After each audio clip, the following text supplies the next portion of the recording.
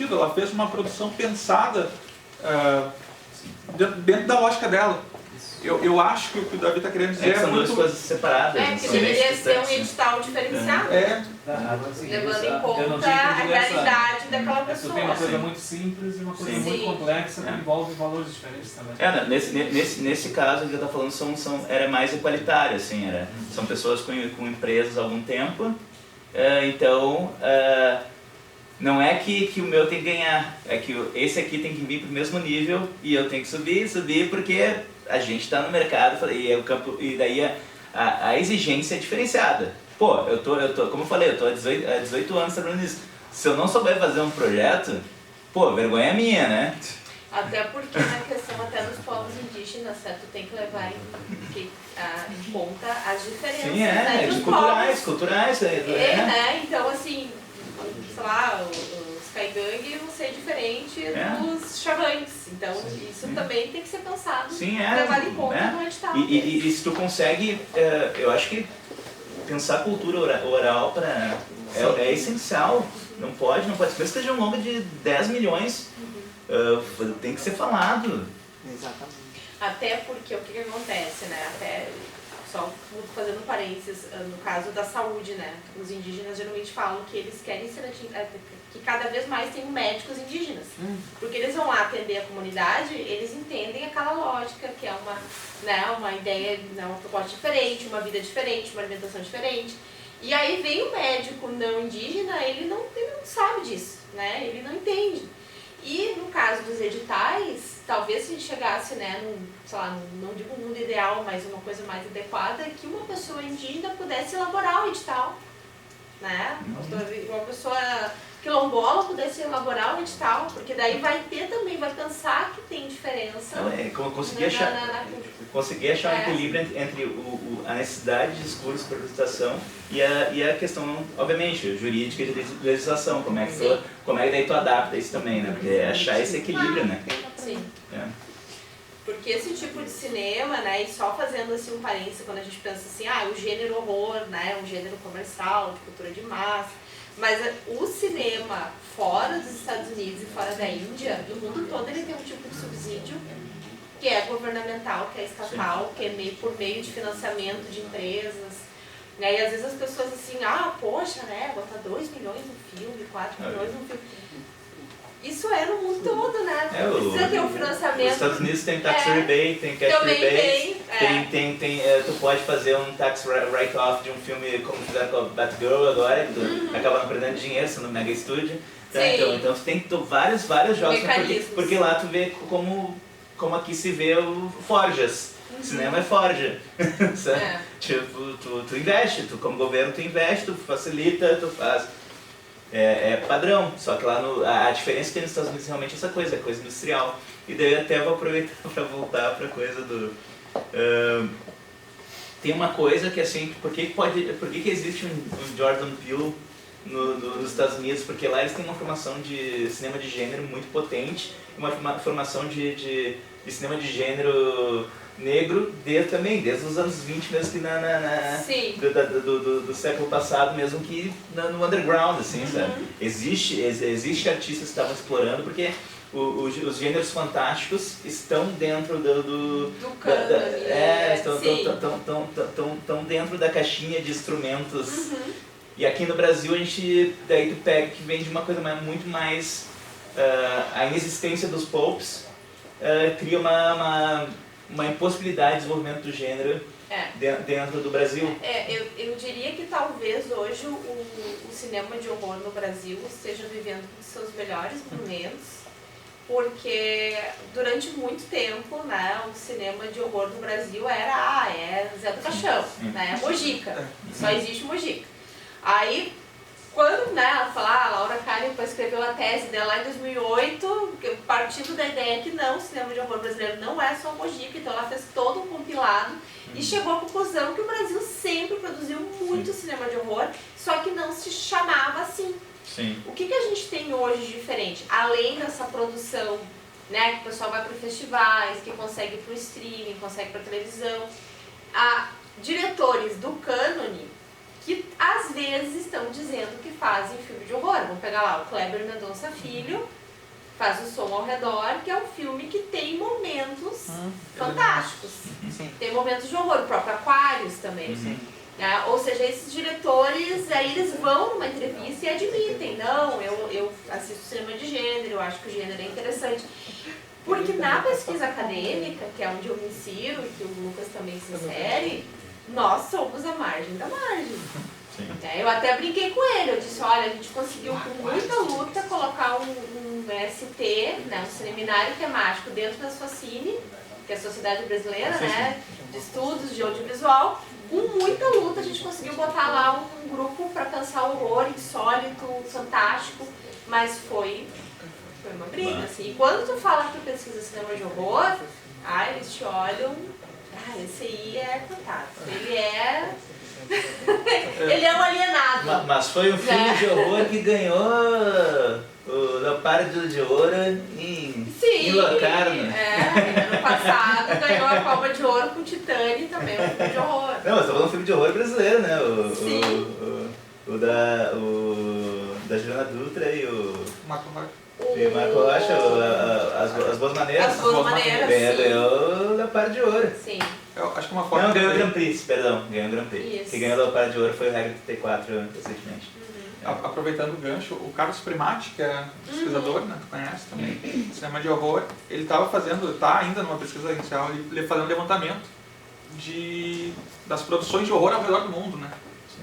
E a grande maioria, mais de 50% do que ele tem analisado, são produções norte-americanas.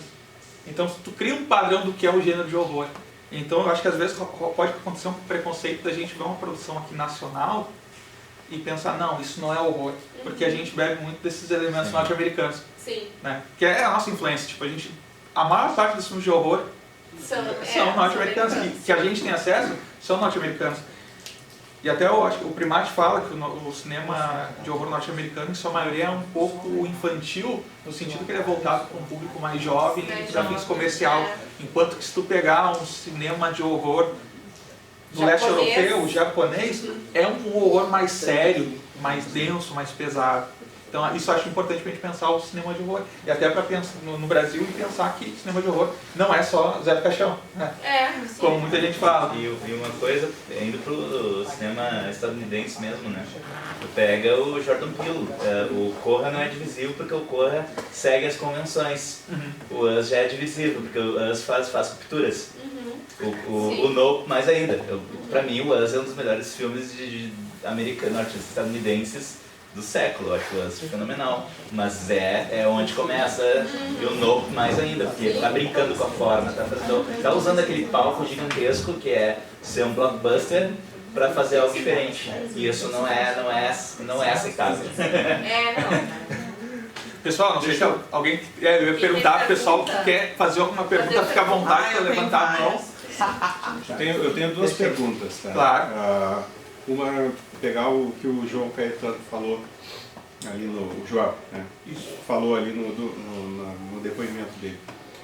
Tudo que o negro precisa fazer, ele precisa fazer 2 vezes melhor, né? Mais, para conseguir conquistar, se destacar. Tu sente isso também? Eu acho que tá na fala que a de 2020, essa tá na fala que você tem que provar a qualificação mais. Eu acho que tá na minha história de origem lá dos 2 projetos, sabe? Nem fazendo melhor, às vezes é suficiente. Nem fazendo 2 vezes mais, 3 vezes mais, 4 vezes mais. Porque é uma fala recorrente, né? Eu já ouço isso, a gente ouve isso de outros lugares, né? Que não só no cinema, enfim. Não, existe uma tradição de não pedir o ideal de certos grupos e o outro só pode ser o ideal, sabe? Sim. Sim. Outra pergunta? A outra pergunta era mais focada com os teus filmes mesmo, e com relação à arquitetura, né? Com a ambientação que tu cria ali. que eu achei legal. Não sei se é uma pergunta, é mais um comentário, ou quanto tu pensou sobre isso, né? No teu primeiro curta, no teu filme, tu tem muito forte o interior do vagão, aquela coisa do um ponto de fuga, né? Que vai chegando na porta, que tá ali, e isso é um clássico do momento do terror, né? Tu nunca sabe o que tem atrás da porta, né? Então tem isso, mas tem a questão do ponto de fuga do vagão, né? Um ponto de fuga do vagão sempre te coloca numa posição assim, não tem saída, né? Tu tem que encarar aquilo, me parece, né? Não sei se essa foi a intenção. E no outro filme eu queria saber que igreja é aquela, ou que lugar é aquele, se é uma escola ou o quê, porque eu acho que é outro clássico, tu colar muito essa questão do ambiente cristão, né, com o terror, né, porque tu põe em xeque a questão do bem e do mal ali, né. Me parece isso, não sei se essas foram as tuas intenções. Mas é com outra coisa. Olha, ele gostou da ideia. Ó. Já pode usar isso daí. Da igreja. É que não é uma igreja, é o prédio do direito, atrás são imagens relacionadas à justiça. Então o bem e o mal como conceitos também estão ali, só que de uma maneira mais terrena. Eu pensei que fosse até um colégio. O direito da URGS. Tá bom. Sabe o que me lembrou aquela imagem? O Inverno de Sangue em Veneza. Sabe a cena da igreja? Sim. Tá a menininha ficando assim. O Nicholas Roeg é um cara que eu adoro. Assim. Viu? Ele é a referência. E nesse momento estava numa onda muito também um Argento ali. Sim. De início de carreira, assim. Queria fazer uma pergunta? Não, eu como é que assim, os filmes, como é que assim, o teu super curta, eu fiquei pensando ali quando passaram todo o pessoal envolvido para fazer, tu falaste, né, 3 minutos, 6 minutos. 1 minuto e 22 segundos. Pois então, né? E aí a gente pensa também naquilo que tu falaste, assim, né, o quanto que envolve a produção e pessoas para trabalhar nisso. Acho muito pertinente quando tu coloca a necessidade dessas ações afirmativas. Ontem, lá no PPG da Letras, teve a primeira dissertação de mestrado de uma quilombola. E ela falou sobre o quilombo. E desde que ela entrou no mestrado, a proposta dela não era escrever, porque a essência dela é a oralidade. Então, quando se pensa em editais, e quando tu falou, está muito alinhado a isso, assim, né? Como é que uma pessoa que a essência dela é oralidade transformar em escrita? E junto com isso, sigo no Instagram o Nonada Jornalismo, não sei se veio por isso também, mas hoje foi a notícia, assim, no Instagram deles, dessa dificuldade de entendimento que pede os editais. Então, assim, o edital é para quem está com curso superior, tem algum alcance além, conhece, sabe mexer na câmera, conhece modelo de câmera, então assim, esse grupo bem seleto. Né? A questão também, que no Rio Grande do Sul só tem na PUC, curso de cinema. Tem a PUC, tem a Unicinos. E tem a Federal de Pelotas, isso quer dizer, tem os institutos federais. Que estão com produção de cinema, mas é nível técnico, né? Não é graduação.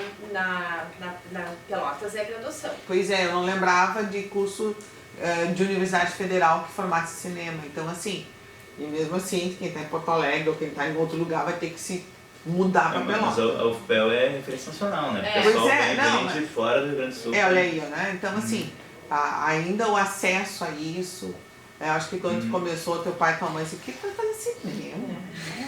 Meu pai é cinéfilo, então é estranho que nunca teve esse questionamento. Mas então, assim, né? Que é a história de vários, né? Sim. Mesmo, como tu também já falou, assim, dessa coisa de ser muito de herança, de ter uma condição. O que eu vou fazer?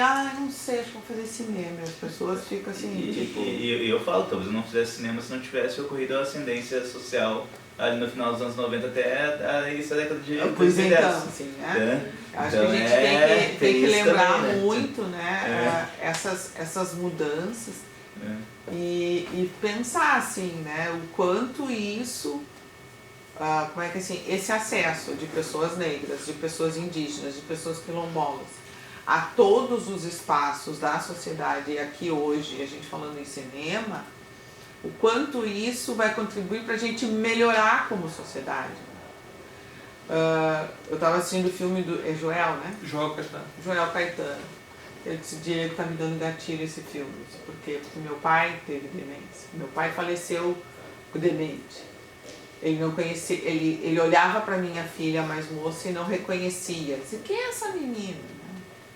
Então isso assim, e esse esquecimento, aquela cena do filho com o rosto sombreado, eu acho que talvez aquilo acontecia com meu pai, né? Porque ele olhava para as pessoas e não reconhecia.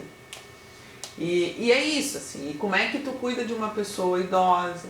Como é que as pessoas negras são tratadas no hospital? Né? E aí eu volto para uma outra questão, quando uma vez eu estava num evento e foi divulgada a pesquisa que as mulheres negras são atendidas 15 a 20 minutos a menos que as mulheres brancas. Porque os médicos ainda têm o preconceito que as mulheres negras têm cheiro, que as mulheres negras não sentem dor. Então, assim, eu acho que a gente precisa repensar essa sociedade brasileira em que vivemos. Somos 54% da população entre negros e pardos. Né? Olhar para esse espaço, né, que hoje a gente está acessando aqui como universidade. Então, assim, e que vocês produzam mais filmes de horror, ou que mais filmes com personagens negros. Né? A grande mídia e os canais de televisão já se deram conta que colocando personagens negros nos filmes, nas novelas, tem público. Né? Isso vende muito bem, como eu digo, já capitalizou, né? Já descobriram como é que vão ganhar dinheiro também com isso. Assim. Então, assim, é esse movimento. Como eu digo assim, quando eu posso falar, eu estou divulgando o que eu faço, acho que tem mais que assim, ó, eu vou falar para 2 pessoas, não, eu vou, sabe? Uma vez eu disse, eu acho que não vai muita gente, não tem problema. Talvez essas 2 vão me escutar e vai virar mais 20, né? E é isso, assim, né, da gente repensar isso.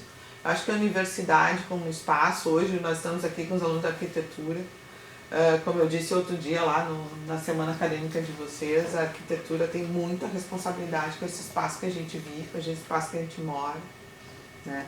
E aí também vai proporcionar espaço para o cinema, né? Para arte, para tudo mais.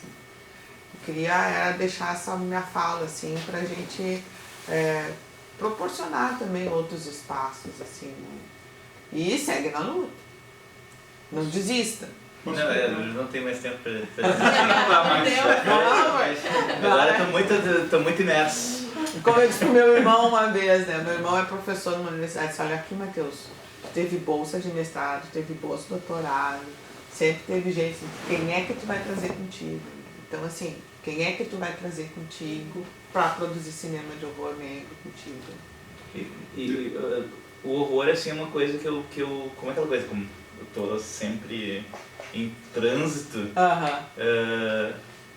eu não sei qual seria o conceito do filme que eu tô fazendo agora, que eu peguei, o que aconteceu durante a pandemia, que eu juntei dinheiro e comprei uma câmera caseira e som caseiro, porque aquela coisa, se nunca mais ganhar um edital, eu saio e faço os filmes com essa câmera mesmo. Azar, não vai ser a coisa mais incrível, mas vai ser a melhor versão porque daí eu fiquei estudando a câmera, fiquei estudando as lentes que eu comprei e estou fazendo um longa agora sem dinheiro nenhum, juntando mais ou menos no máximo 5 pessoas para cada cena que eu vou gravar, para fazer de uma maneira bem experimental, assim, e ele transita, assim, o argumento seria de um filme de terror, mas ele é outra coisa. Não, tudo bem. Então eu tô muito... Mas é isso, assim, eu só posso fazer filmes do Davi.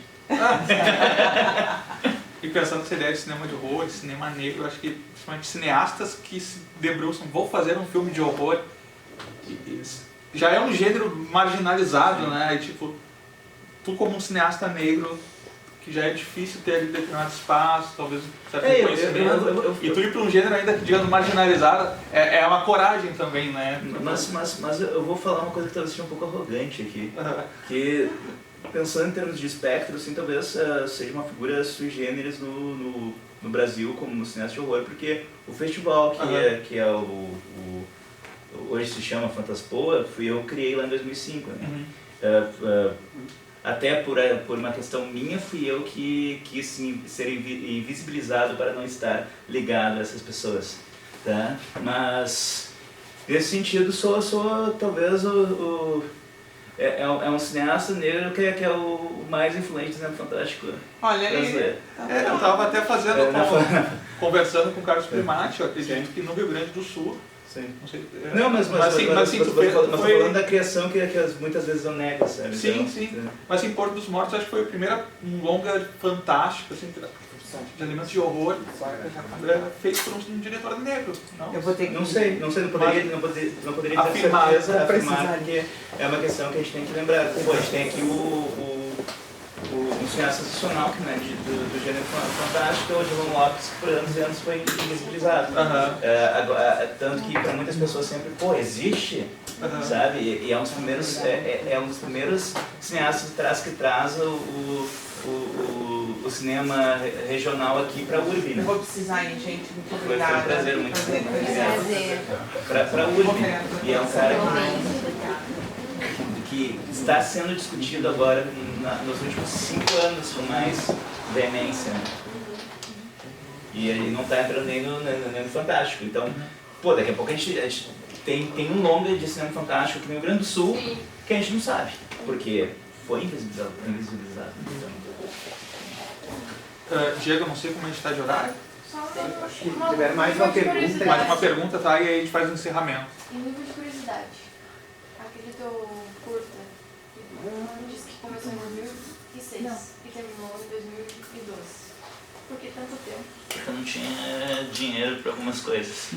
Era película, daí a gente fez uma revelação que deu mais ou menos, e um transfer que deu mais ou menos errado. Tinha uma questão de frame rate que estava errado.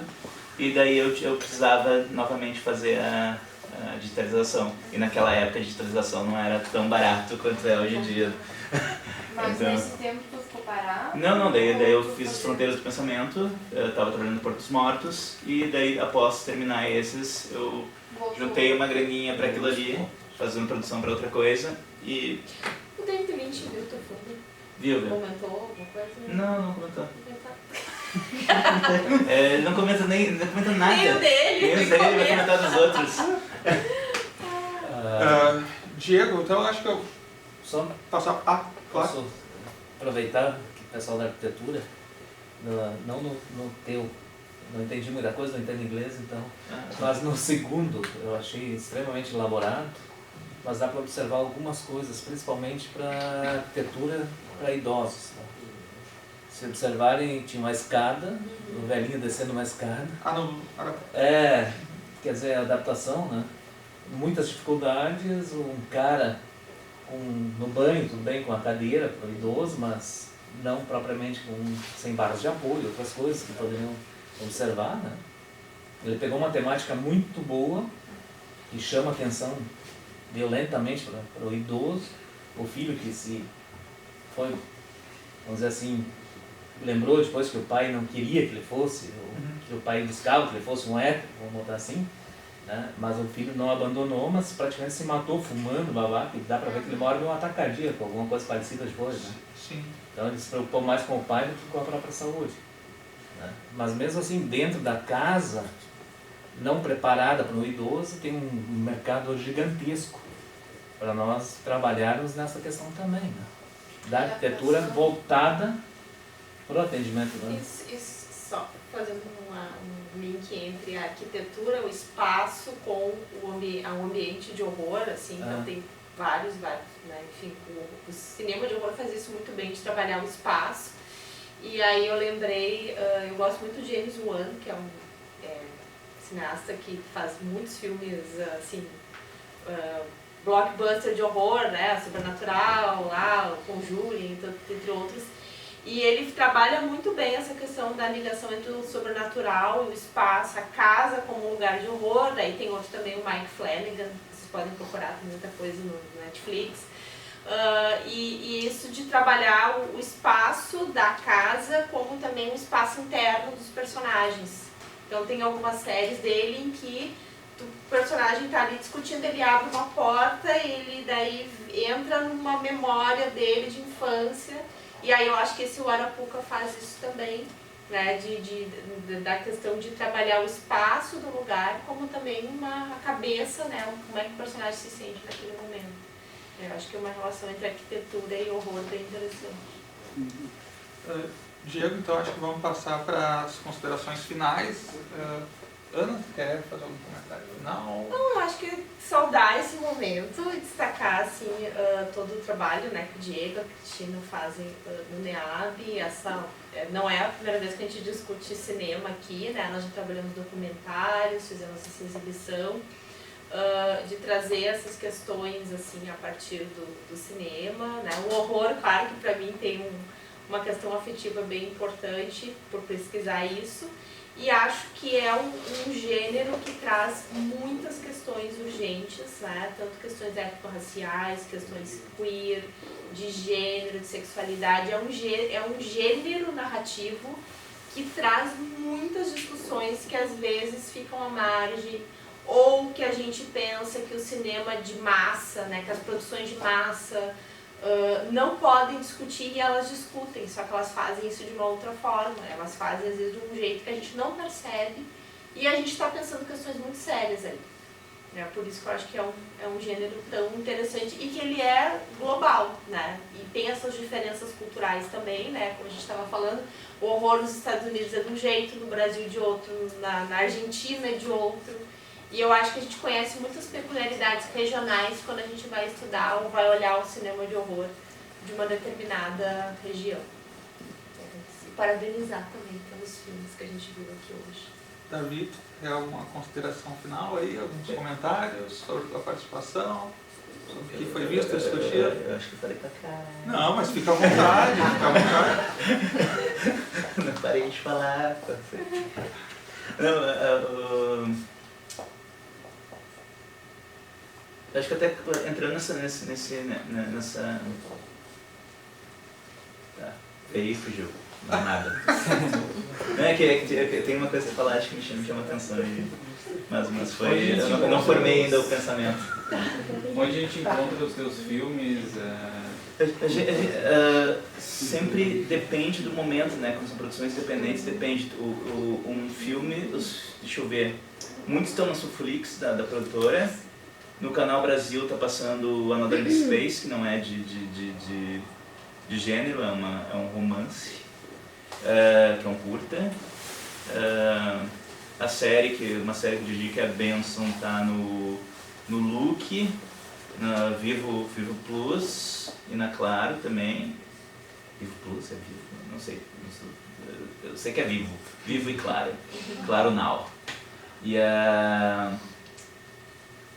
E esses são os que o Sulflix tem bastante coisa concentrada, assim, mas tem esse. No caso, o Passageiro, eu estou exatamente num processo de restauração dele, né? Porque essa cópia... então eu estou trabalhando exatamente nesse momento, no processo de trabalhar ele para mudar a cor,